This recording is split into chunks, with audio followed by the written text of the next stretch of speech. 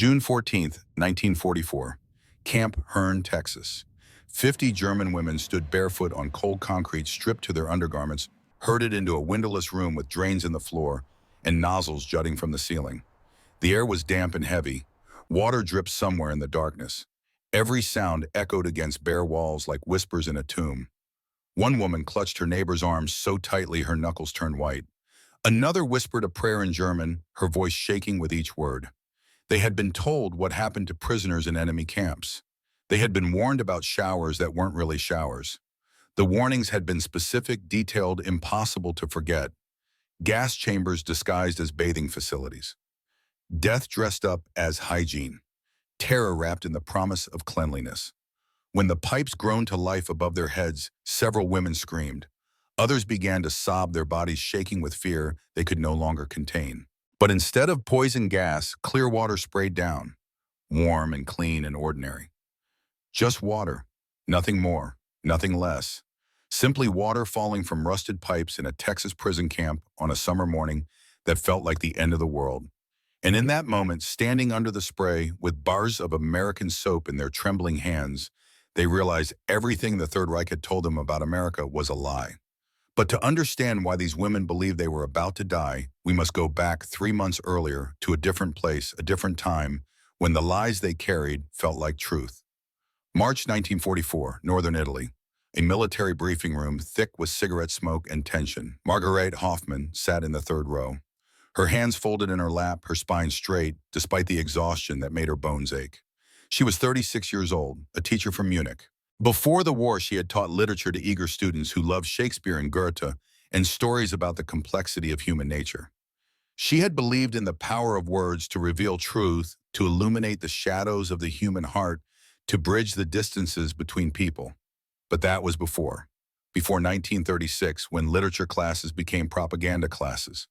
Before she stood in front of 8-year-old children and taught them that Americans were cruel, that Jews were subhuman, that the Fuhrer was building a glorious future worth any sacrifice. She didn't believe all of it, not really, not in the quiet hours when she lay awake at night, staring at the ceiling.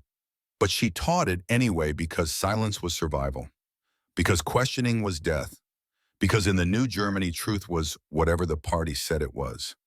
Now in this briefing room in Italy, she was about to learn what the party said about capture. The Nazi propaganda officer stood at the front of the room, tall and severe, in his perfectly pressed uniform. His voice was cold and precise as he addressed the assembled women.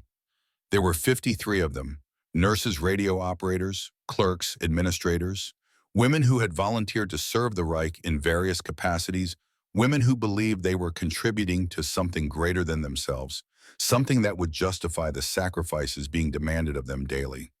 The officer's words cut through the smoke like a blade through silk. If you are captured, the Americans expect no mercy. They will torture you. They will humiliate you.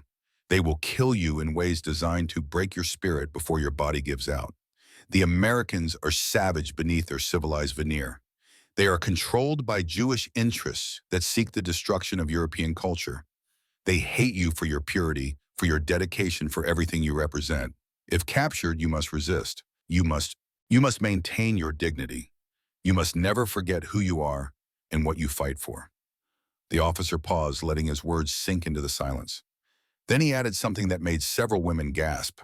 They have camps, he said, special facilities designed to look like ordinary prisons.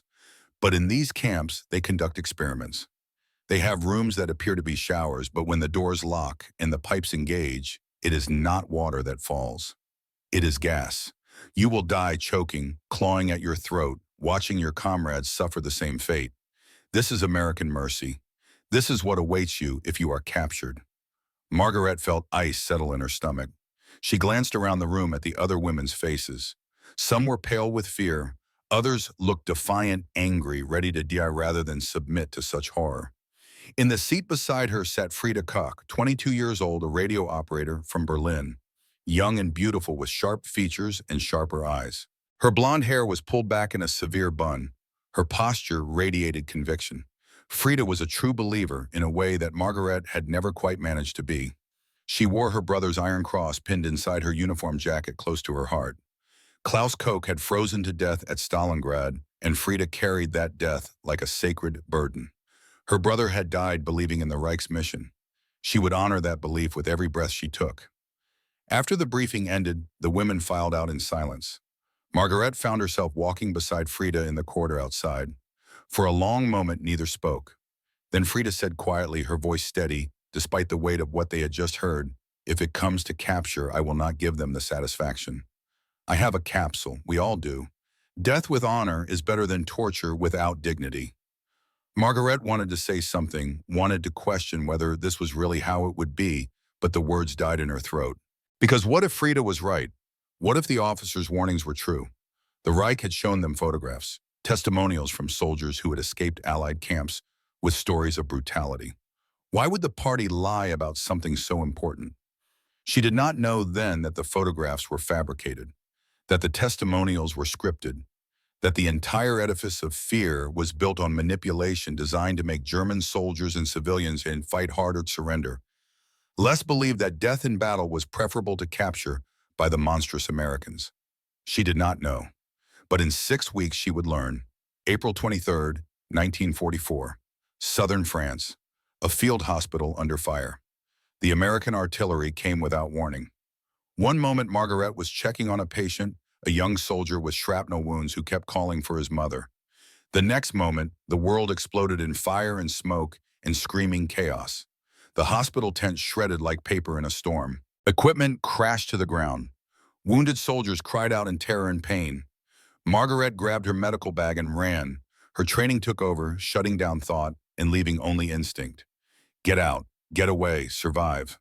But as she stumbled through the smoke, her eyes streaming from the acrid fumes, she saw something that made her freeze despite every survival instinct screaming at her to keep moving. A wounded German soldier, barely 19 years old, lay on the ground with blood pouring from his leg. His face was white with shock and pain. He was trying to drag himself toward cover, but his strength was failing. American voices shouted in English, somewhere close by, maybe 200 yards away, and closing fast. In minutes, maybe seconds, they would be here. Margaret had a choice: save herself or stay with the boy. Logic dictated she run. Survival demanded she abandon him. The party would say saving herself to fight another day was the correct decision. But when she looked at that boy's face, she saw her son Thomas. 18 years old when she last saw him, sent to fight on the Eastern Front, with fear in his eyes he tried to hide. This boy had the same fear, the same youth cut short by war, the same desperate need for someone to care whether he lived or died. She stayed. She knelt beside him and used her belt as a tourniquet on his leg, working with steady hands, even as her heart hammered against her ribs. The boy looked up at her with eyes that held gratitude and terror in equal measure. She whispered reassurances she did not believe. "It will be all right. Help is coming. You will survive this." 5 minutes later, American soldiers surrounded them. Margaret's hand went instinctively to the hidden pocket in her uniform lining where the cyanide capsule was sewn. Her fingers found the small pill, smooth and cold against her skin. This was the moment. This was when she was supposed to take it to die with honor rather than submit to torture. But her hand was shaking so badly she couldn't get the capsule out. Her fingers fumbled uselessly at the stitching. Sweat poured down her face. The American sergeant stepped closer, his rifle pointed at her chest, and she closed her eyes, waiting for the bullet that would end her life before the torture could begin. Instead, she heard 6 words in broken German. Wasser. Keine Angst. Wir helfen. Water. Don't be afraid. We will help. Margaret opened her eyes. The American sergeant, barely 25 years old with a sunburned face and kind eyes, was holding out his canteen. Not pointing his rifle. Not threatening. Offering water. Behind him, an American medic was already kneeling beside the wounded boy, opening his aid kit, preparing to treat the injury Margaret had tried to stabilize. She did not understand. This was not what she had been told would happen. Americans were supposed to be monsters. They were supposed to kill or torture. They were not supposed to offer water and medical aid to enemy soldiers who had been trying to kill them moments before. The sergeant saw her confusion and said something else in English she didn't understand.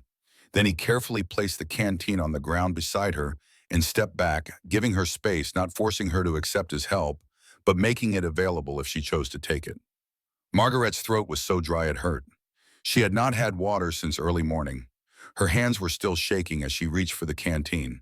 The metal was warm from being carried against the sergeant's body. She unscrewed the cap and drank, expecting poison, expecting tricks, expecting everything except what she got, which was just water. Clean and cool and real.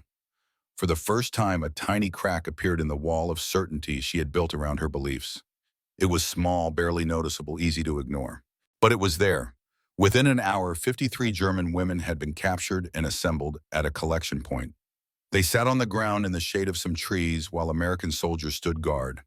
The guards did not threaten them, did not strike them, did not do any of the things the propaganda officer had warned about. They just stood there looking hot and tired and ready for this war to be over. Margaret found herself sitting next to a woman she had not met before. Katrine Bauer, 28 years old, a logistics clerk from Hamburg. Katrine had soft features and gentle eyes that looked out of place in a war zone. She was not political like Frida. She did not carry guilt like Margaret. She simply wanted to go home, though Hamburg had been bombed 3 times since Christmas, and there might not be a home left to return to. American soldiers moved among the prisoners distributing water canteens and K-rations. Some women refused to eat, convinced the food was poison. Others were too frightened to do anything but huddle together in silence. Frida sat rigid and alert, watching everything, analyzing every movement of their captors, looking for the trap she was certain existed beneath this facade of civility. She whispered to Margaret, her voice low and urgent, "They are fattening us, like cattle before slaughter. Do not trust this. Do not let your guard down." But then something happened that contradicted Frida's certainty. One of the younger German women, barely 18 with red hair and freckles, collapsed from dehydration and heat exhaustion. Her body simply gave out, crumpling to the ground like a puppet with cut strings. The women around her cried out in alarm. Several guards turned at the commotion. An American medic ran over immediately. He was young, maybe 20 years old, with the earnest face of someone who had not yet seen enough death to become cynical. His name tag read Cole. He dropped to his knees beside the unconscious girl and checked her pulse with professional efficiency. Then he called for water and began administering aid with gentle competence, talking to her in English she could not understand, but in a tone that needed no translation. "You are safe. I am helping. You will be all right." Margaret watched this scene unfold and felt another crack appear in her wall of certainty. If Americans were truly monsters, why would they care whether a German prisoner lived or died? Why waste medical supplies on an enemy? Why show compassion when cruelty was expected? She had no answers, only questions that grew louder with each passing moment. The journey to America took 3 weeks by transport ship across the Atlantic Ocean. The women were housed below deck in converted cargo holds, fitted with bunks and basic facilities. The conditions were not luxurious, but they were not the cattle cars of Margaret's nightmares either. They had thin blankets. They had access to latrines. They had 3 meals a day of bland but edible food. There were no beatings, no torture, no systematic cruelty, just the strange limbo of captivity that felt nothing like what they had been prepared to endure. Frida could not accept this reality. She organized 15 of the more loyal women into a resistance cell, holding secret meetings in the cramped spaces between bunks after lights out. Her instructions were clear and uncompromising. Do not speak to the guards beyond what is absolutely necessary. Do not eat more than required for basic survival. Do not show weakness or gratitude. Maintain dignity through resistance. Remember who you are and what you represent. The other women, about 35 of them, formed a less organized group around Margaret. They were not trying to resist. They were simply trying to survive, to get through each day without falling apart, to hold on to some small piece of normalcy in circumstances that felt surreal. Margaret found herself in the uncomfortable position of being a leader simply because she was older and educated and willing to be practical about their situation. On the 10th day at sea, a storm hit the Atlantic. Waves 30 feet high slammed into the ship with the force of artillery shells. The vessel pitched violently, throwing women from their bunks. Several sustained injuries, broken bones, deep cuts from sharp edges. One woman hit her head hard enough to cause a severe concussion that left her unconscious and seizing. The American medics came immediately. They navigated the pitching corridors with practiced balance and treated the injured German prisoners with the same care they would have given their own wounded. Private Danny Cole, the young medic who had helped during the initial capture, stayed up all night with the woman who had the concussion. He monitored her vital signs. He held her head when she vomited. He talked to her gently in English. She did not understand his voice, a constant reassurance in the darkness. He saved her life through nothing more than patient, competent medical care. Margaret sat in her bunk that night, listening to the storm rage outside, listening to Private Cole's soft voice murmuring comfort to a woman who was supposed to be his enemy, and she thought something she would never have dared think 3 weeks earlier. They are treating us better than our own officers did. The thought was dangerous, disloyal, a betrayal of everything she was supposed to believe. But it was also true, and truth has a weight that falsehood cannot match. Truth settles into your bones and changes the architecture of your understanding. Once acknowledged, it cannot be unacknowledged. It can only be accepted or denied, and denial requires more energy than Margaret had left. 6 days later, the transport ship entered New York Harbor at dawn. The Statue of Liberty emerged from morning fog like something from a dream. Margaret stood at the rail with dozens of other women, all of them staring at this monument they had been taught to hate. The propaganda had called it the monument to Jewish capitalism, a symbol of America's moral corruption and cultural decay. But standing there watching sunrise light up that copper face with its crown of spikes reaching toward the sky, Margaret felt something she had not felt in years. Awe. Frida stood beside her, silent for once. They watched together as the ship glided past the statue and into the harbor beyond. The city spread out before them, vast and intact and impossibly prosperous looking. Buildings stood tall and undamaged. No bomb craters, no rubble, no signs of the devastation that had consumed so much of Europe. Finally, Frida spoke, and her voice was so quiet Margaret almost missed the words. "It is beautiful. I hate that it is beautiful." Margaret glanced at her companion. Was that doubt she heard in Frida's voice? A hairline fracture in her armor of certainty? Or was she imagining it, projecting her own growing confusion onto someone who remained unshakable in her convictions? The train journey to Texas took 3 days, and with every mile the women's confusion deepened. They saw things through the windows that contradicted everything they had been taught about America. Farmhouses stood intact and prosperous. Children played in yards, their faces bright with health and happiness. Churches occupied prominent positions in every small town they passed through. Schools had playgrounds with swings and slides. Families waved at the train, not with hatred, but with curiosity, and sometimes inexplicably with sympathy. Where was the suffering? Where were the starving masses exploited by Jewish capitalism? Where were the social problems and moral decay the party had described in such detail? Everything looked good. Better than Germany before the war. Better than Germany during the war. Better than anything Margaret had seen in years.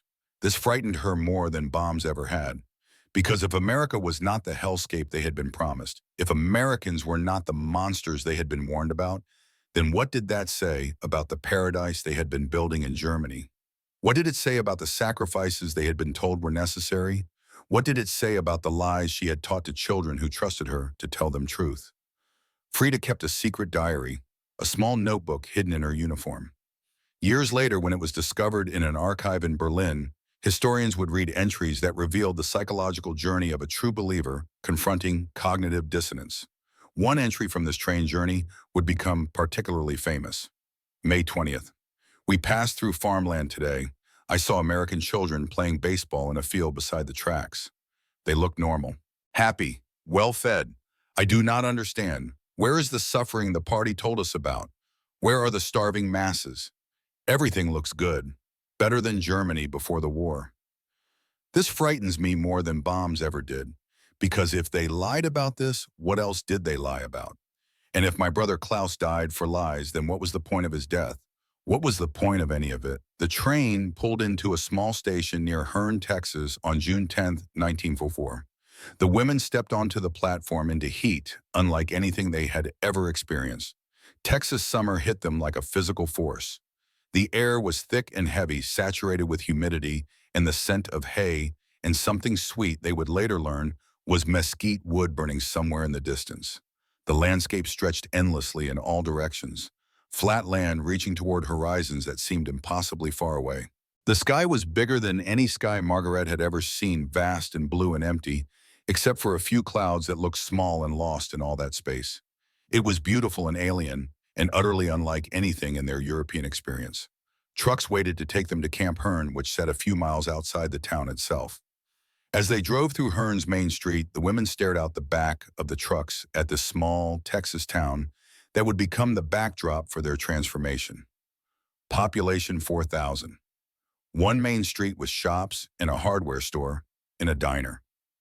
People going about their lives glancing at the trucks with curiosity but without obvious hatred.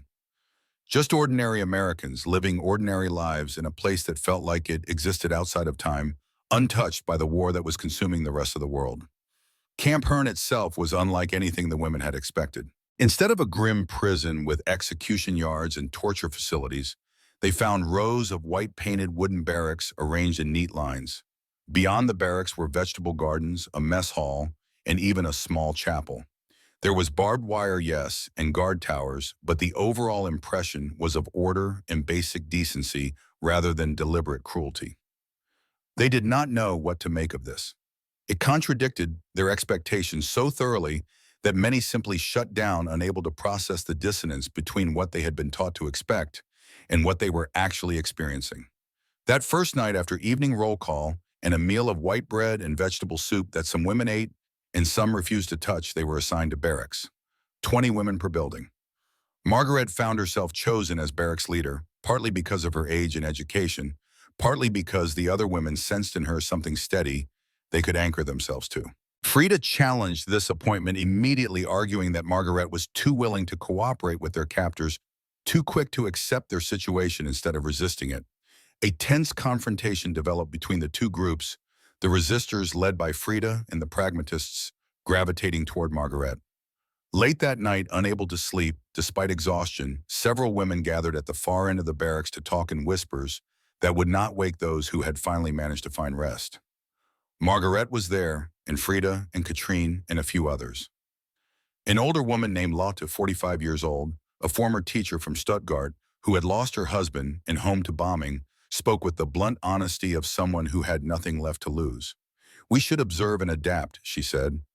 "Resistance for its own sake is pointless. We need to understand this place before we decide how to respond to it." Frida's response was sharp and immediate. "We should resist and never forget who we are. The moment we start cooperating is the moment we betray everything we claim to believe in."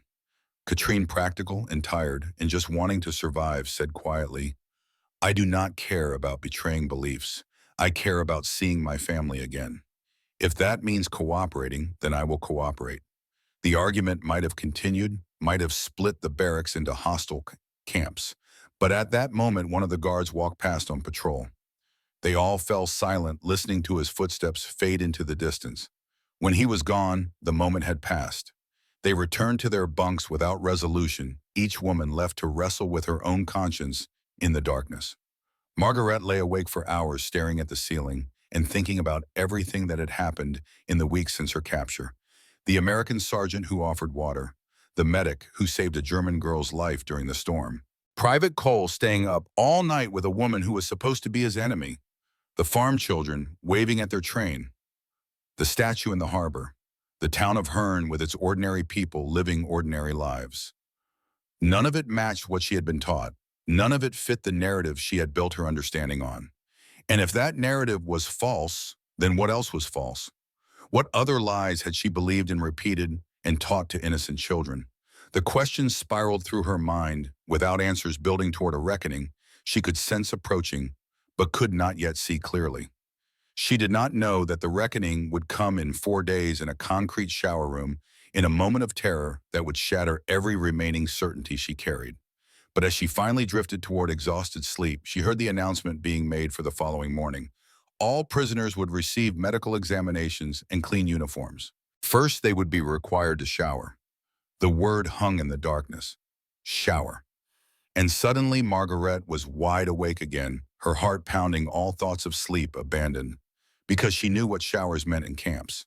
The propaganda officer had been very clear about that. Showers were not about getting clean. Showers were about dying efficiently while believing you were about to get clean. She heard other women stirring in their bunks, the same realization hitting them like ice water. Whispers spread through the darkness. Fear rippled from bunk to bunk. By morning, every woman in Camp Hearn would know that in 4 days, they would be taken to a shower facility. And despite everything they had experienced that contradicted their expectations, despite all the small kindnesses and strange mercies, the fear of that propaganda officer's warning remained lodged deep in their minds like shrapnel that could not be extracted. They would have 4 days to prepare for what they believed would be their execution. 4 days to say goodbye to hope. 4 days to make peace with death. They did not know that instead of death, they would find soap. Just soap, simple, ordinary American soap, and that this soap would change everything. The day after the showers, June 15th, the women were assigned work details.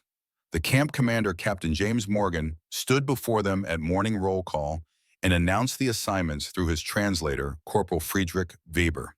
The women would work in gardens, in the laundry, in the sewing room. They would be paid a small wage in camp scrip that could be used at the canteen for cigarettes, or candy, or writing paper. The work was not optional, but neither was it designed to break them. It was simply work. Margaret was assigned to the garden crew. She had not touched soil in years, not since before the war when she kept a small plot behind her house in Munich where she grew tomatoes and herbs. The memory of that garden felt like it belonged to a different person, someone who still believed in futures and growth and the simple pleasure of watching things bloom. The Texas dirt was different from Munich dirt. Red clay instead of black loam. It stuck to her fingers and stained her clothes and felt foreign under her nails. But there was something honest about it, something real and substantial after so many weeks of uncertainty and fear. She was given a small plot and instructions to plant tomatoes with 5 other women. The guard supervising them was Sergeant Bill Crawford, 42 years old, from Oklahoma. Crawford was not a kind man. He had lost his farm in the Dust Bowl, lost his savings in the Depression, lost his youngest son to polio 3 years back. The war had given him a job when he had nothing left, but it had not given him back his optimism or his faith in humanity. He looked at the German prisoners and saw people who were eating regular meals while American families rationed everything. He saw people who had started a war that killed his nephew at Normandy. He saw the enemy, and he did not hide his resentment. "Don't get comfortable, Krauts," he said, standing over them as they knelt in the dirt. "You're here because we're better than you, not because we like you. Do your work and keep your mouth shut." Margaret ignored him. She had heard worse. She focused on the seedlings in front of her small tomato plants with tender stems that bent easily in the wind. One of them had broken during transport from the greenhouse. The stem was cracked but not severed. Without thinking, Margaret searched for materials to splint it. She found a small stick and some twine, and she carefully bound the broken stem supporting it so the plant could continue to grow despite its injury. Fritz Weber watched this from a few feet away. He was assigned to supervise this work detail, to translate if necessary, and to maintain order. But what caught his attention was not potential trouble. It was the careful, almost tender way Margaret tended to that broken plant, the concentration on her face, the deliberate gentleness of her hands. "You are good at fixing broken things," he said in German. Margaret looked up surprised. She had not realized anyone was watching. She met Fritz's eyes and saw something there she had not expected. Understanding, maybe. Or recognition. This man with a German name and an American uniform, caught between 2 identities, 2 loyalties, 2 versions of what it meant to be human. "I have had practice breaking them first, Corporal," she replied quietly. "Now I am trying to learn how to fix what I have broken." The statement hung in the air between them. Fritz nodded slowly, and something passed between them in that moment. An acknowledgement of complexity, an admission that the world was not as simple as either side's propaganda claimed. Then Fritz moved on to check on the other workers, and Margaret returned to her plants, but the conversation stayed with her like a seed planted in fertile ground. In the laundry room, Frida was washing American uniforms. The irony was not lost on her. She stood at a large sink filled with hot water and lye soap, scrubbing the clothes of the men who held her captive. Her hands were red and raw from the harsh soap. Steam rose around her face, making her sweat despite the industrial fans that pushed hot air through the room. She deliberately put one uniform shirt into water that was too hot. The fabric shrank noticeably. It was a small act of sabotage, petty and meaningless, but it was all she had left. All the grand gestures of resistance she had imagined were impossible here. There were no heroic escapes, no dramatic confrontations, no opportunities to die bravely for a cause. There was only daily work and daily choices about whether to cooperate or resist in tiny inconsequential ways. The other women in the laundry room noticed. One of them, an older woman named Lotte, who had been a teacher before the war, approached Frida during their break. "What are you doing, child?" Lotte asked, her voice low.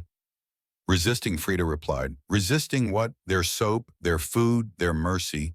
Yes, because it is a trick." Lotte sighed.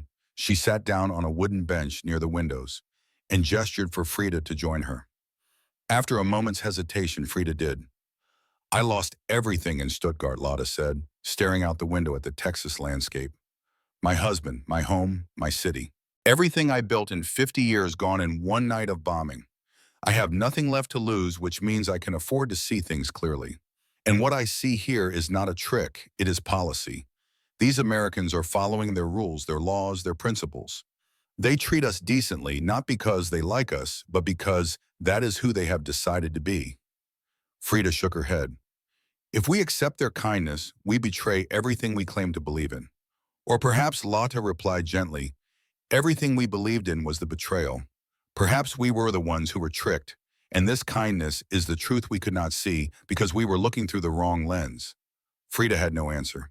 She stood and returned to her work, but Lotte's words followed her like ghosts. The days became weeks. June turned into July, and the routines of camp life established themselves with surprising speed. Morning roll call at 7, breakfast at 7:30. Work assignments from 8 to noon, then again from 2 to 5. Meals that were plain but adequate. Evenings free for reading, talking, walking the perimeter of the camp within the boundaries allowed to them. It was not freedom, but it was not the nightmare they had been promised either. It was something stranger and harder to define. A kind of suspended existence where they were neither fully prisoners nor fully people, but something in between. In mid-July, a mail call was announced. The Red Cross had managed to arrange for letters to be forwarded from Europe, though the process was slow and unreliable. Most women received nothing. Communication lines were cut, families were displaced, entire cities had been evacuated or destroyed. But a few letters made it through. Margaret received one. The envelope was worn and dirty, postmarked 4 months earlier in March. Her hands shook as she opened it. The return address was not in her daughter's handwriting or her son's. It was from a neighbor, Frau Schmidt, a woman Margaret had known for 20 years. She read the letter standing in the shade of the barracks, and with each line something inside her died. "Dear Margaret, I am sorry to be the one to tell you this news. Your husband Ernst was killed in an air raid in February. The house was destroyed. He did not suffer. Your daughter Lisa, there was an accident at the munitions factory where she worked. An explosion on March 7th. She and 17 other girls. I am so sorry, Margaret. Your son Thomas was reported killed on the Eastern Front in January near Stalingrad. Your mother passed away from pneumonia in December. Margaret, your family is gone. Your home is gone. Munich is 70% destroyed. Everything is ash and rubble. The Fuhrer promises victory, but we are starving. Children beg for food. Oh, the elderly freeze in winter. I do not know if you will ever read this. I do not know if you are alive. But if you are, don't come home. There is nothing left here." Margaret read the letter 3 times. Then she folded it carefully and put it in her pocket. She walked to the edge of the camp to a spot where she could see the garden she had been tending. The tomato plants were thriving now, growing tall and strong. The one she had splinted was doing better than some of the others, its broken stem healed and producing fruit. She sat down on the ground and stared at nothing. For 3 hours she did not move, did not cry, did not speak. Just sat there while her mind tried to process a loss too large to comprehend. Everything she had believed in, everyone she had loved, all of it gone. Dead for a lie. Dead believing America was the enemy when the real enemy had been the regime they served. Katrine found her at sunset. She read the letter without asking permission, and then she sat down beside Margaret and held her like a mother would hold a child, even though Margaret was older. They sat together as the sky turned from blue to orange to purple to black. And finally, as stars appeared overhead, Margaret began to weep. 36 years of German stoicism shattered. 36 years of holding herself together broke apart. She cried for her husband who died believing she was serving something noble, for her daughter who died making weapons for a lost cause, for her son who froze to death for a regime that lied to him from birth, for her mother who starved while the party promised victory. Captain Morgan heard about the letter. The next morning, he came to the barracks personally, something he rarely did. He stood at the entrance with his hat in his hand and spoke through Fritz Weber's translation. Mrs. Hoffman, I heard about your loss. I am very sorry. Take tomorrow off, rest. He did not say anything else. He did not offer empty platitudes or false comfort. He simply acknowledged her grief and gave her permission to feel it. Then he left. Margaret stared at the doorway where he had stood. The enemy commander had just called her Mrs. Hoffman, not prisoner, not Kraut, not number. Mrs. Hoffman, like she was a person whose pain mattered, like her grief deserved respect. That simple act of humanity broke something in her that even the letter had not fully broken. It shattered the last wall of resistance, the final barrier between who she had been and who she was becoming. She whispered to the empty air, "We were the monsters. We were always the monsters." 2 weeks later, Frida's work assignment changed. After her laundry room sabotage was discovered, Captain Morgan called her to his office. Fritz translated the conversation that followed, and years later, Fritz would remember it as one of the most important exchanges of his military service. Miss Coke Morgan said, his voice calm but firm, "You deliberately sabotaged equipment." "Why? Because I am your prisoner, not your friend," Frida replied, her chin raised in defiance. "I am aware. That is why the Geneva Convention exists. But sabotage violates that protection. I could put you in solitary confinement. I could reduce your rations. I could make your life significantly harder than it currently is." Frida met his gaze without flinching. "Then do it. Prove that you are what we were told you are." Morgan removed his glasses and rubbed his eyes. He looked tired, older than his 34 years. When he spoke again, his voice was quieter, more personal. "What were you told? We are Miss Coke monsters, torturers, that you kill prisoners, rape women, destroy families for pleasure." Morgan was silent for a long moment. Then he said, "Miss Coke, my brother died at Pearl Harbor, December 7th, 1941. He was 29 years old. I hate your government for starting this war. I hate the regime that fed you lies. But I do not hate you." "You should," Frida said, and her voice cracked slightly on the words. "Maybe, but I took an oath to uphold certain principles. One of them is that even enemies deserve dignity. Your punishment is 2 weeks extra duty at the Wilson Ranch 10 miles from here. You will help repair the damage you caused and learn proper fence mending, cattle care, and equipment maintenance. When you go home, and you will go home, you will have skills to rebuild." Frida stared at him. "That is not punishment. That is education. That is the point, Miss Coke. We are not monsters. We are just people trying to do right in a war that made wrong too easy." For the first time since her capture, Frida cried in front of someone else. Not from fear or grief, but from the crushing weight of cognitive dissonance. Everything she had built her identity on was crumbling, and she did not know what would be left when the collapse finished. The Wilson Ranch became Frida's education in more ways than she expected. James Wilson was 55, a cattle rancher whose son was fighting in the Pacific. He needed help, and he did not particularly care if that help came from German prisoners as long as the work got done. His wife Betty was a practical woman with kind eyes and a gift for seeing people as they were, rather than as labels defined them. Over 2 weeks, Frida learned to mend fences, herd cattle, repair equipment, and ride horses. The work was hard and honest. It left her exhausted at the end of each day, but it was the kind of exhaustion that came from building things rather than destroying them. There was satisfaction in that, a feeling she had not experienced in years. The first time she sat on a horse, a chestnut mare named Ruby. Something shifted inside her. Up there with Texas wind in her face and endless sky overhead, she felt free. Not physically free, she was still a prisoner, being supervised by guards. But free in her mind. Free from the rigid certainties that had defined her for so long. Free to question everything she had been taught without feeling like she was betraying her brother's memory. Betty Wilson brought lemonade during breaks, and one afternoon she sat down beside Frida on the porch of the ranch house. "You remind me of my son," Betty said, smiling. "Stubborn but capable." "Your son fights us," Frida replied. "Germany. He fights a government, honey, not you. There's a difference, is there? I sure hope so. Otherwise, this whole war is just sadness multiplying itself. And I can't believe that's all we're capable of. Frida had no response. She sipped her lemonade and watched cattle graze in the distance and thought about multiplication, about how hate creates more hate, more violence, lies, more lies, but also about how kindness might multiply too if given the chance. How one act of mercy might inspire another, creating ripples that spread farther than anyone could predict. By August, something had fundamentally changed in Camp Hearn.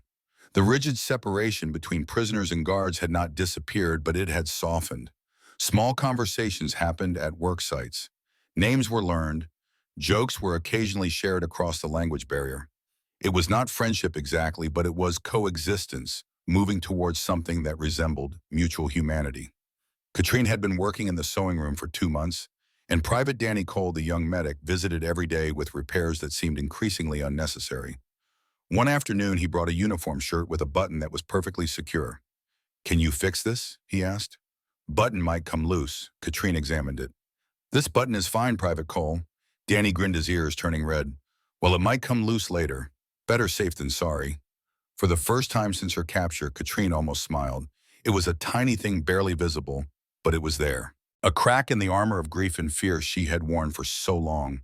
She took the shirt and added it to her pile, and Danny lingered by her workstation trying to think of something else to say. "Your German is getting better," Katrine said finally. "I have a good teacher. Fritz has been helping me. I thought, if I could speak a little German, maybe we could." He trailed off, uncertain how to finish. "Maybe we could. What talk? Like people, not enemies." "We are enemies, Private Cole." "Are we? Because it doesn't feel that way anymore." "Not to me." "That is what makes it harder," Katrine said quietly. "Because when this ends, I go home. You stay here. Whatever this is, it cannot be." Danny started to argue, but Fritz Weber appeared in the doorway. "Private," he said, not unkindly. "Captain Morgan wants to see you about supply requisitions." Danny left reluctantly. Fritz watched him go, then turned to Katrine. His expression was sympathetic. "He's young," Fritz said in German. "He does not understand yet that some things are impossible no matter how much we wish otherwise. Do you understand that, Corporal? I do. Because I am caught between two worlds myself. German blood, American heart. Neither side fully trusts me, and neither side is fully wrong not to. I understand impossibilities better than most." Katrine bent her head over her sewing and did not reply, but tears dropped onto the fabric she was mending, darkening the olive drab cloth with small wet circles. As autumn approached, news from Europe grew darker. Germany was in full retreat on every front. Cities were falling. The Reich that had promised 1,000 years was collapsing after 12. The women listened to BBC broadcasts that Captain Morgan now allowed, and they heard reports of refugees fleeing of cities and ruins of Soviet armies advancing from the east with a reputation for brutality that made some women wish they could stay in Texas forever, rather than face liberation by Stalin's forces. October 23rd brought a different kind of news. A young man from Hearn, Tommy Henderson, had been killed in France. His body was being returned home. The funeral would be held at the town's Baptist church. And in the aftermath of that funeral, a group of townspeople led by Tommy's father, Bill Henderson, decided they had had enough of watching German prisoners eat regular meals and work in pleasant conditions while American boys died overseas. 40 people marched to Camp Hearn on a Sunday afternoon. They gathered at the gates, angry and grieving, and looking for someone to blame for losses too large to process. Bill Henderson stood at the front, a man in his 50s, with the weathered face of someone who had worked hard all his life and who now had to bury his only son. Captain Morgan came out alone to meet them. He did not bring guards with rifles. He did not hide behind military authority. He simply walked out to the gate and stood there, one man facing 40, and waited for them to speak. "My boy is dead because of them," Henderson said, pointing at the barracks where women could be seen watching from windows. "And you give them turkey dinners and pay them wages while American families ration everything." The crowd murmured agreement. The anger was palpable, dangerous, on the edge of becoming something violent. "Mr. Henderson Morgan," said his voice carrying across the crowd, "you are right, your son is dead. My brother is dead. 20 million people are dead in this war. Maybe more. I cannot bring any of them back. But I took an oath. not to make you feel better, not to satisfy vengeance. An oath to uphold the laws of this country, even when it is hard, especially when it is hard. These women are prisoners of war under Geneva Convention.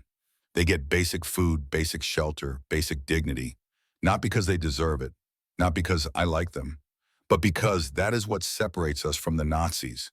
You want to know what makes America different from Hitler's Wehrmacht? This, right here, the fact that even when we are angry, even when we are grieving, we do not become the monsters we are fighting.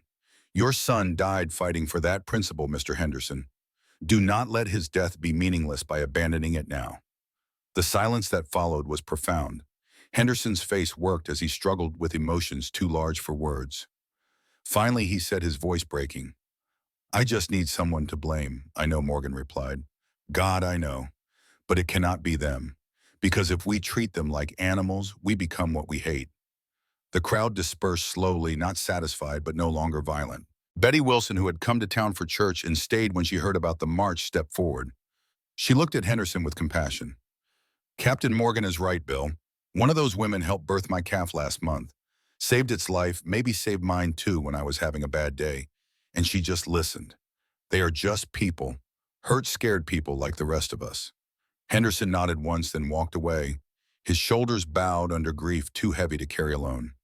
That night, the women of Camp Hearn collectively wrote a letter to Captain Morgan. Fritz translated it from German to English. It thanked him for his courage in defending them against his own people. It acknowledged that they did not deserve his protection, but were grateful for it anyway. It promised that when they returned to Germany, they would tell the truth about how they were treated, about American principles upheld even in wartime, about mercy shown when cruelty would have been easier. Morgan read the letter in his office after lights out. He sat at his desk with only a small lamp for illumination, and for the first time in years he cried, not from grief but from relief. Relief that his principles had been tested and had held. Relief that he had not become the thing he fought against. Relief that even in war it was possible to remain human. December came to Camp Hearn with a cold that was mild by German standards, but shocking to women who had grown accustomed to Texas heat. Captain Morgan announced that there would be a Christmas celebration. Guards had pooled their rations to prepare a feast. The mess hall would be decorated. There would be music and a small tree. The women spent a week preparing. They made decorations from whatever materials they could find. Paper stars folded from old letters and magazines. Garlands fashioned from twine and bits of colored fabric.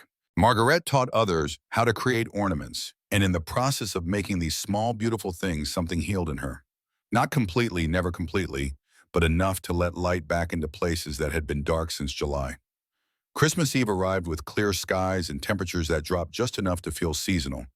The mess hall had been transformed. Candles flickered on tables. A small tree stood in the corner, decorated with homemade ornaments and bits of tinsel that guards had somehow acquired. Long tables were set family style, and for one night the separation between prisoners and guards would be softened. Captain Morgan addressed the assembled group, both women and soldiers. "We are at war," he said simply. "That is reality. But tonight we are just people. People who miss home. People who want peace. So tonight we share what we have. Tomorrow we are soldiers and prisoners again. Tonight we are just humans." The meal was simple but abundant. Turkey and potatoes and vegetables from the garden Margaret had tended. Bread baked fresh that morning. Coffee, real coffee, strong and hot. The women ate slowly, savoring every bite, remembering Christmases before the war, when such meals were ordinary rather than extraordinary. After dinner, one of the guards produced a harmonica. Another had a guitar. They began to play Silent Night, the melody clear and pure in the warm room. And then, without planning or prompting, someone began to sing. Stille Nacht, Heilige Nacht. The German words rose from the prisoners' tables. More voices joined. And then the Americans began singing in English, the same melody carrying different words, and for 3 minutes, enemies sang together about peace on earth and goodwill toward men. Margaret sang with tears streaming down her face, and she was not alone. All around the room, women and men cried while they sang, releasing grief and hope in equal measure. Frida stood beside Margaret, and halfway through the second verse, she reached out and took Margaret's hand. The two women, former rivals, divided by different responses to their captivity, stood together, united by something larger than their disagreements. When the song ended, no one spoke. The silence was sacred, heavy with recognition of what had just occurred. They had been enemies. They had fought a war against each other. But in that moment, singing about peace, they had been simply human beings, longing for the same things: home safety, an end to suffering. Outside, after the celebration had wound down and people were drifting back to barracks or guard posts, Katrine stood looking at stars in the clear Texas sky. Danny Cole found her there. He stood beside her, not speaking, just sharing the moment. Finally, he said, "This is what I am fighting for." "Nights like this, I do not know what I have been fighting for anymore," Katrine replied. "I thought I did. But now everything is confusion. Maybe you have been fighting to survive. Maybe that is enough, is it?" "For tonight," Danny said gently, "it is more than enough." Inside, Margaret sat with Frida and several other women, and they talked about Christmases past, about traditions they remembered from childhood, about foods their mothers used to make, about churches they attended and songs they sang, and the way snow looked on Munich streets or Berlin parks or Hamburg harbors. They shared memories like gifts, offering pieces of themselves to each other, rebuilding community from the fragments of shattered lives. Later, as women prepared for bed, Frida approached Margareta in the darkness of the barracks. "I was wrong," she said simply. "About everything. We were all wrong about something," Margaret replied. "What do we do now?" "We survive. We remember. We do better." Frida nodded slowly. "Okay, I can try." They stood together in silence. Two women who had come to Texas as enemies of America, and each other who had expected death and found mercy, who had believed lies and discovered truth. Outside, a Texas moon lit the camp with silver light. Inside, 50 women slept more peacefully than they had since the war began. And in his office, Captain Morgan sat writing a letter to his wife. "Sarah, tonight I saw enemy soldiers sing with American soldiers. I think I finally understand what we are fighting for. Not conquest, not revenge, but the right for nights like this to be possible. The right for people to recognize each other's humanity even across the deepest divides. That is worth protecting. That is worth all of it." But Christmas, like all moments of grace in wartime, was temporary. The war continued, and ahead lay challenges that would test everything they had learned in that shower room, in those gardens, in that mess hall on Christmas Eve. The question was whether mercy, once given and received, could survive the harder test to come. May 7th, 1945. The announcement came over the camp loudspeakers in the late afternoon. Germany had surrendered unconditionally. The war in Europe was over. Captain Morgan assembled all prisoners in the main yard for the official statement. The sun beat down on their heads as they stood in formation, waiting for words that would change everything and nothing. "Ladies," Morgan said through Fritz's translation, "your country has surrendered. The war is done. You are safe now. Safe." What a strange word to use after everything. Safe from what? Safe for what? The women stood in silence, absorbing news that should have brought relief, but instead brought only confusion and a grief too complicated to name. This was not the dramatic moment of liberation they had imagined in the abstract. There were no celebrations, no cheers, no sense of an ending that felt final. Only a quiet announcement on a hot Texas afternoon, and then the instruction to return to barracks. Frida felt hollow, as if someone had scooped out her insides and left only a shell standing. The Reich, she had believed in the cause, her brother had died for the future, she had sacrificed everything to build, all of it was gone, erased, proven false by the simple fact of surrender. She walked to the fence line at the edge of camp and stood there for an hour, staring at the horizon, trying to process a world where everything she had organized her life around no longer existed. Margaret sat in the garden she had tended for 11 months. The tomato plants were still producing, heavy with fruit that would ripen after she was gone. She had planted beans 2 weeks ago that would not be ready to harvest until July. Cover crops were scheduled for autumn planting to restore nutrients to the soil. All her plans, all her careful work would be completed by other hands or left undone. She would not see the results of what she had built, but she had built it anyway because that was what you did. You planted seeds even when you knew you would not harvest them. You fixed broken things even when you would not see them whole. You did the work because the work needed doing, not because it benefited you personally. Katrine collapsed in the sewing room, weeping into a half-finished uniform she had been repairing. Danny found her there and held her while she cried, not speaking, just offering his presence as comfort. When she could finally form words, she said, "My parents are dead. I know they are. Hamburg was bombed so many times. If they were alive, they would have written. I am alone in the world, Danny. Completely alone. Stay," Danny whispered. "Marry me. Build a life here. You don't have to go back." But Katrine shook her head. "The law does not allow it.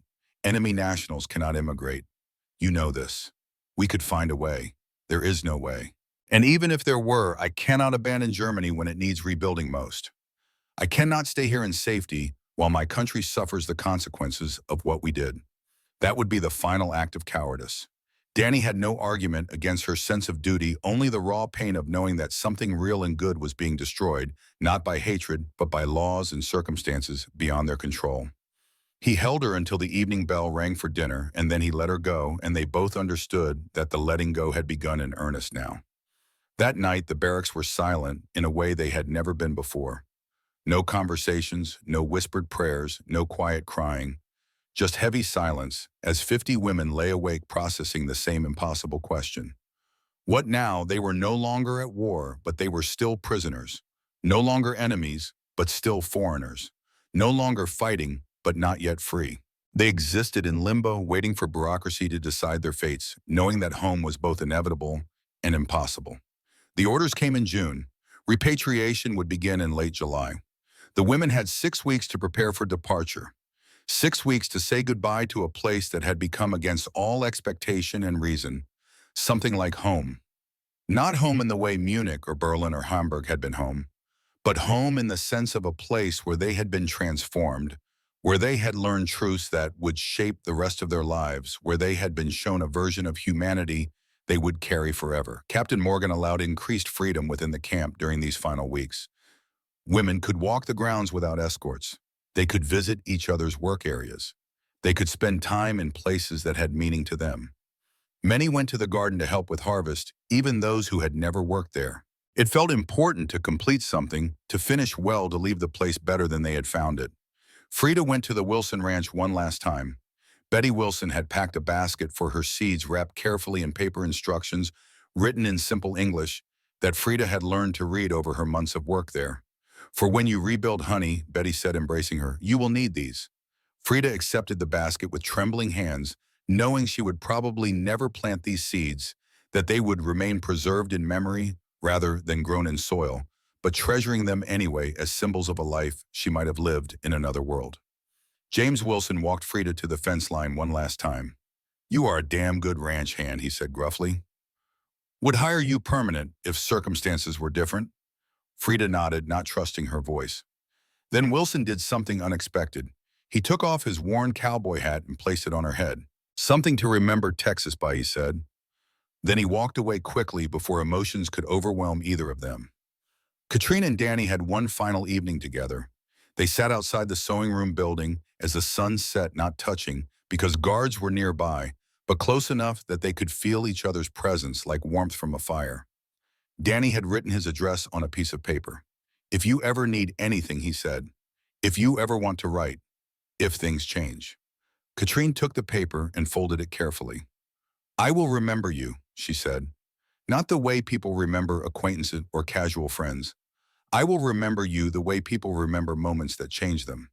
You showed me that love is possible, even in impossible circumstances. That matters more than you know." "Will you write to me?" Danny asked. "Even just once, so I know you made it home safely, I will try. But Danny, you should not wait for me. You should live your life. Find a good woman who can give you the future you deserve. Have children and a farm and all the normal things. You are what I want, I know. That is why I am telling you to want something else. Because I love you enough to let you go toward happiness rather than hold you to impossibility." They sat until full dark, and then Fritz Weber came to walk Katrine back to her barracks. He looked at Danny with sympathy. "Some things are not fair, Private," he said. "War is full of them. You did nothing wrong, neither did she. Sometimes good people just get hurt by forces bigger than themselves." The night before departure, Margaret walked the camp one final time. She visited the garden and touched the plants she had nurtured. She walked past the mess hall where they had sung on Christmas Eve.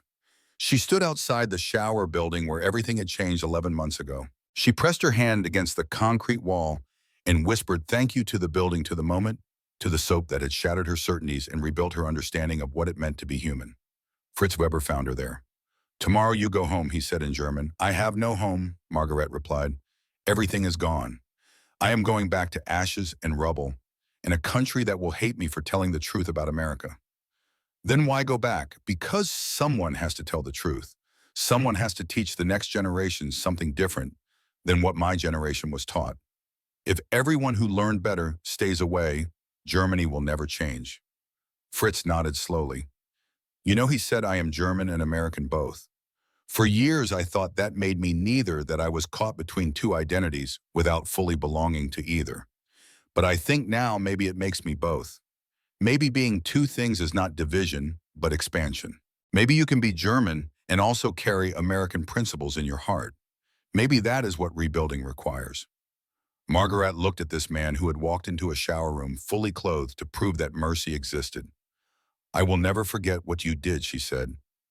"You saved us, not from death, from remaining our worst selves. That is a greater gift than you know." The morning of July 28th dawned clear and hot. The women assembled in the yard with their few possessions. Most had almost nothing. The clothes on their backs, small items acquired during their captivity. Margaret carried a bar of soap wrapped carefully in cloth, the same soap from that first shower, dried and cracked but preserved. Frida carried Betty Wilson's seeds in James Wilson's hat. Katrine carried Danny's address in a handkerchief he had given her, white with his initials, embroidered in blue thread.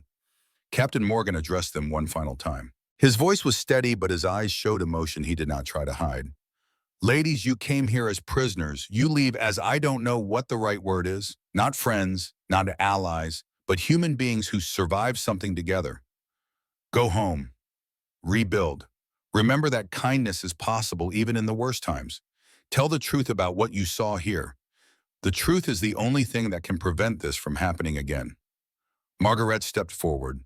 She had the embroidered handkerchief they had collectively made for Morgan white fabric, with red thread spelling out "Danke für Würde." "Thank you for dignity." She handed it to him formally, and he accepted it the same way, a small ceremony of mutual respect that transcended the categories of victor and vanquished. The trucks came to take them to the train station. Women climbed aboard slowly, looking back at the camp that had held them. Some cried, some were silent. All were changed in ways that would take years to fully understand. As the trucks pulled away, Fritz Weber stood at attention and saluted. Morgan saluted beside him. And slowly from the backs of the trucks, the women returned the salute. It was not a military gesture, but something else. An acknowledgement, a farewell, a recognition that what had happened between them mattered and would continue to matter long after they parted. The ship crossing back to Europe took 3 weeks, the same as the journey west had taken. But this time there was no fear of death, only fear of what they would find upon arrival. Women talked quietly about their plans, about how they would survive in a destroyed country, about whether anyone would want to hear what they had learned in Texas. Most doubted it. Germany would be focused on survival, on rebuilding infrastructure, on processing the horror of what the Reich had done. There would be little space for nuanced stories about American mercy toward enemy prisoners. The narrative would be simpler. Germany lost. Germany suffered. America won. Complex truths about dignity and kindness would be unwelcome complications in a story people needed to keep simple to bear it at all. They arrived in Bremerhaven in late August 1945. The port was chaos. Refugees, displaced persons, returning soldiers, all mixing in crowds that had no order or organization.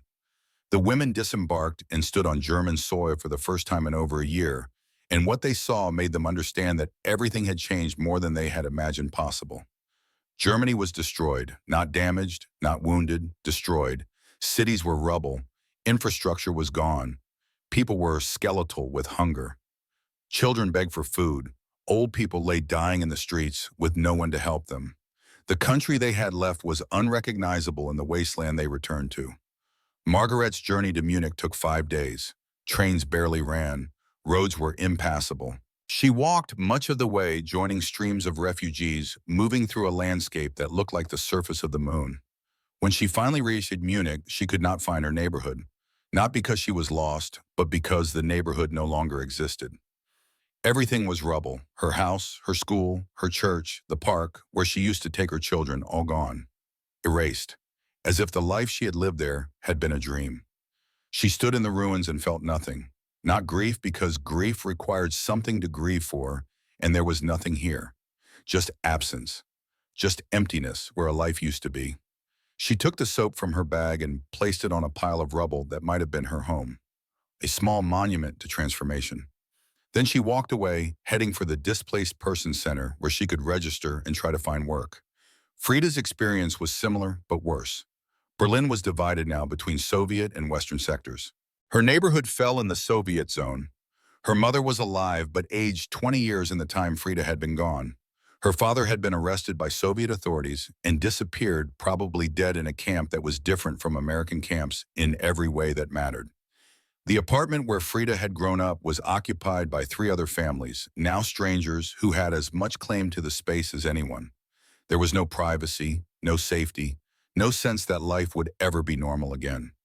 When Frida tried to tell her mother about Texas, about the ranch and the Wilsons and the kindness she had been shown, her mother waved it away. Do not speak nonsense, child. Americans are the victors and we are the defeated.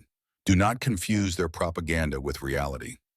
Frida did not argue. She unpacked Wilson's hat and placed it carefully in the one drawer she was allowed. She kept the seeds in her pocket, touching them sometimes, like a talisman, a reminder that another world existed even if she could not reach it. Katrine returned to Hamburg and found that both her parents had died in the firebombing of 1943. Their names were on a list at the Red Cross station. No bodies to bury, no graves to visit, just names on a list among thousands of other names. She was alone in the world, exactly as she had feared. For 3 days, she did not eat or sleep or move from the corner of the displaced persons shelter where she had been assigned a spot. She simply sat and stared at nothing, processing a loss too large to hold. On the 4th day, a nurse at the shelter approached her. We need help, the nurse said bluntly. Half our staff is dead or missing. You have medical training from your time as a prisoner. Will you work? Katrine looked up slowly. Yes, she said, because work was survival, and survival was all she had left. The years that followed were hard in ways that made the war seem simple by comparison. At least during the war, there had been bonds and purposes in the structure of conflict to organize existence around. In the aftermath, there was only rubble and hunger, and the slow, painful work of rebuilding from nothing. Margaret found work teaching in 1946. Schools were desperate for anyone with education and experience. She stood in front of classrooms full of children who had been taught the same lies she had taught, who had lost parents and homes and futures to those lies, and she taught them something different. Critical thinking, how to question authority, how to recognize propaganda, how to think independently. Her students were initially hostile. They called her the American sympathizer behind her back. They repeated party slogans and challenged her constantly. But Margaret was patient. She did not lecture. She asked questions. She presented evidence. She taught them to think rather than telling them what to think. And slowly, over months and years, some of them began to understand. Not all, but some. And some was enough to justify the work. Frida spent 3 years in Berlin before she met a carpenter named Hans, who was rebuilding the city one building at a time. He was quiet and steady and had no interest in politics or ideology. He simply wanted to make things. They married in 1949, had 2 children by 1952, built a life that was small and ordinary, and exactly what Frida needed after years of grand causes and dramatic beliefs. She never planted Wilson seeds, could not bring herself to put them in the ground where they might fail. But she kept them in a box on her dresser and told her children about Texas sometimes, about cowboys and cattle, and skies so big it made you feel small and safe at the same time. She applied for a visa to emigrate to America 7 times between 1946 and 1960. Each time she was denied. Former enemy nationals were not welcome, especially those who had served in military capacities. The irony was not lost on her. She had learned to love America through American mercy, but America's laws did not allow her to act on that love. So she stayed in Germany and raised her children and told them stories about a country they would never see, but that had changed their mother in fundamental ways. Katrine became head nurse at Hamburg Municipal Hospital in 1955. She never married despite several proposals. Men sensed something held back in her, some part of herself that remained unavailable, and eventually they moved on to women who could give themselves completely. Katrine told herself she was dedicated to her work, that she had chosen the service over personal happiness, that it was a noble sacrifice. But on quiet nights, she would take out Danny's handkerchief and hold it and remember 3 months of impossible love that had taught her what her heart was capable of feeling. In 1958, she received a letter forwarded through the Red Cross. It was from Danny. He was married now, had a daughter, worked as a veterinarian in Oklahoma. He wrote simply, "I wanted you to know I found happiness. I hope you have too. I think of you sometimes and wonder if you remember Texas. If you remember me. I hope the memory is kind." Katrine read the letter 3 times, then wrote a response. "I am happy for you, Danny. You deserved a full life, and I am glad you found it. I remember Texas every day. I remember you every day. What we had was real, and real things matter, even when they end. Thank you for showing me that love exists even in impossible places. Be well." She never heard from him again, but she kept his letter with his handkerchief in a box under her bed, and sometimes when work was especially hard and the weight of other people's suffering became too much to bear, she would take them out and remember that she had been loved once by a good man in a time of great darkness, and that love had not been able to survive but had been real nonetheless. November 1957, Hamburg. A letter arrived at Margaret's apartment. She was 49 now, graying and tired, but still teaching, still trying to give the next generation tools her generation had lacked. The letter was from the Red Cross. They had located 28 women from Camp Hearn who were alive and reachable. There would be a reunion, 3 days in Hamburg, a chance to remember together. Margaret sat with the letter for an hour, debating whether to go. It would be painful to see these women again, to remember everything they had shared and lost. But it would also be healing. To know she was not alone in her memories. To speak with people who understood what Texas had meant because they had experienced it themselves. She wrote back, "Yes, I will come." The reunion took place in a small hotel near the harbor. Women arrived throughout the afternoon of November 15th. They were older now, marked by 12 years of hard living, but when they saw each other, years fell away. Margaret and Frida embraced like sisters. Katrine arrived late, still in her hospital uniform, and 3 women surrounded her immediately with questions about her life. Lotte, the former teacher who had challenged Frida in the laundry room, had become a school principal. Elsa, who had almost taken cyanide on the ship, was a social worker helping displaced children. They gathered in a conference room that evening and simply looked at each other for a long moment. Then someone began to hum Stille Nacht, and the rest joined in, and by the second verse they were all crying. Not from sadness, but from recognition. From the relief of being with people who understood what they had been through and what it had meant. Margaret stood to speak. "I asked you here because I needed to know I was not alone in remembering, that it was real, that it mattered. People do not want to hear our stories. Germans do not want to hear that Americans were kind. It complicates the narrative of German victimhood. And Americans, well, it is just one small camp. One minor story in a huge war. But for us, it was everything. Because in that Texas camp, we learned that everything we had been taught was wrong. And that truth saved us. Not from death, but from remaining the people we had been." One by one, women shared their stories, what they had done since the war, how they had processed their experience, how it had changed them.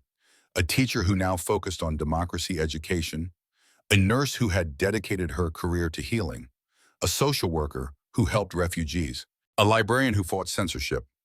Women who had taken the lessons of Texas and tried to plant them in German soil to grow something different from the seeds of mercy they had been given. A young German historian named Klaus Schneider had been invited to document the reunion. He took notes as women talked, recording oral histories that would eventually become a book published in 1959 titled Dignity Behind Barbed Wire. The book sold modestly in Germany, where its message was uncomfortable, but better in America, where it was seen as validation of American principles. Captain Morgan read it in his retirement and wrote to Margaret a letter that was forwarded through the publisher. "Dear Mrs. Hoffman, I read your account of Camp Hearn with great emotion. I had no idea our small acts of decency had such lasting impact. Fritz Weber and I often wondered what became of you all. Fritz passed away in 1956, but before he died, he told me that his time at the camp was when he felt most proud to be American. Not when we won battles, but when we treated defeated enemies as humans. I kept your handkerchief. It is framed on my wall.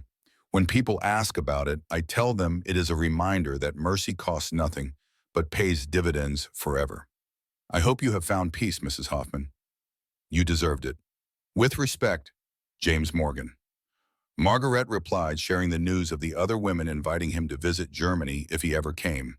He declined, citing age and health, but he sent a gift, a jar of Texas soil. So you can plant something from where you were reborn, his note said. Margaret opened the jar and mixed the red Texas clay with German earth in a pot on her windowsill. She planted tomato seeds, descendants of the plants she had tended 12 years earlier. They grew strong and produced fruit, and she gave them to her students with stories about transformation and truth and the power of simple mercy. The reunion lasted 3 days. On the final evening, the women created a memorial together. Paper stars, just like Christmas 1944. Each woman wrote something on her star, a memory, a lesson, a hope. They hung the stars on a small tree in the hotel room, and in that space for those moments they existed outside of time and loss and regret. They existed in a space of pure memory, pure gratitude, pure acknowledgement of what they had survived together. When the reunion ended, they promised to stay in touch. Some did, most did not. Life was demanding, distance was vast, the past was painful. But for 3 days in Hamburg in 1957, 28 women had testified to each other that mercy matters, that kindness changes people, that dignity offered to enemies can transform the world in ways no weapon ever could. Margaret lived until 1989. She taught for 22 years, retired in 1968, and spent her remaining years writing a memoir that would not be published until after her death. She died on November 9, 1989, the night the Berlin Wall fell, and on her desk was found a worn bar of soap and a journal. The last entry read, "If I could speak to my younger self, the woman who stood in that shower room, certain she would die, I would tell her this. You will die today. The person you were, the woman who taught lies and served evil and did not question, she will die, and you will be reborn. Not perfect, not innocent, but aware. And awareness once gained becomes responsibility. You will spend the rest of your life trying to deserve the mercy you were shown. You will never fully succeed, but the trying is what matters. Thank you, America. Thank you for the soap that changed everything." Frida died in 1982 in Berlin. Her children found Wilson's hat and the packet of seeds among her things. Inside the seed packet was a note in her handwriting. "These are from Texas, from people who showed me that enemies can become teachers. I never planted them because I was afraid they would not grow, and I needed to preserve the possibility that they might. Perhaps you will be braver than I was. Perhaps you will plant them and see what grows." Her daughter planted the seeds the following spring. They grew into tomato plants that produced fruit all summer. She saved seeds from those plants and shared them with friends, and over the years, descendants of Betty Wilson's Texas tomatoes spread through German gardens, a living legacy of kindness multiplied. Katrine died in 1991. She had become a legend at Hamburg Municipal Hospital, training over 500 nurses in her philosophy of care. Heal the person, not just the injury.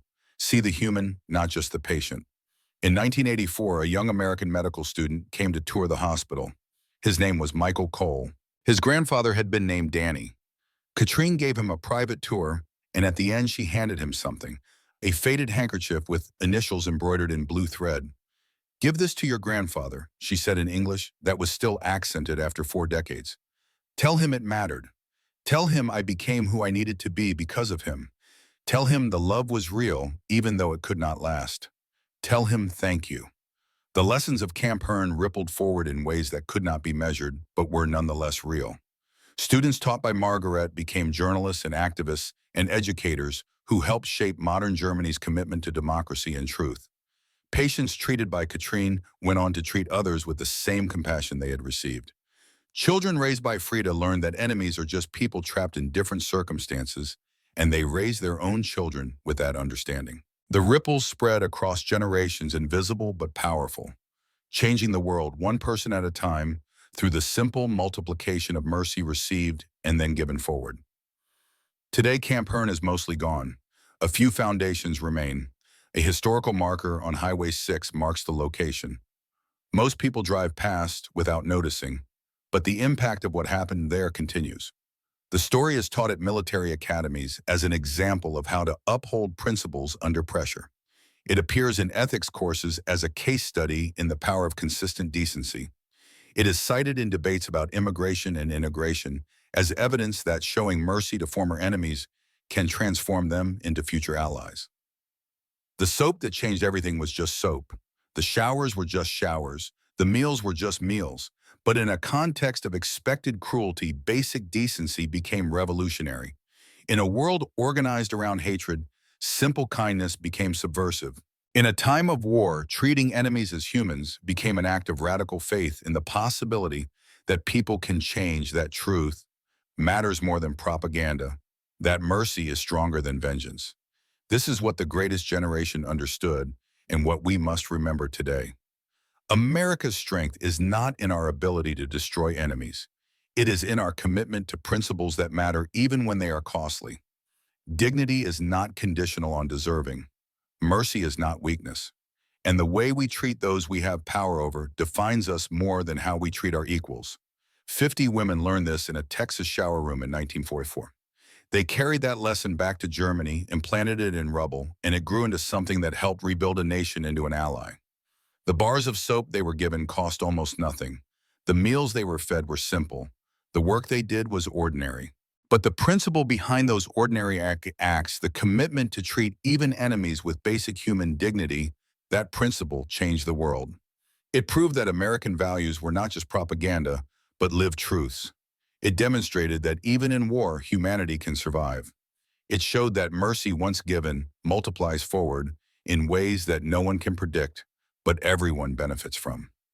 On a shelf in the Camp Hearn Museum, preserved under glass, sits a bar of soap, white and cracked and dried with age, stamped with U.S. Army, ordinary in every way except for what it represents.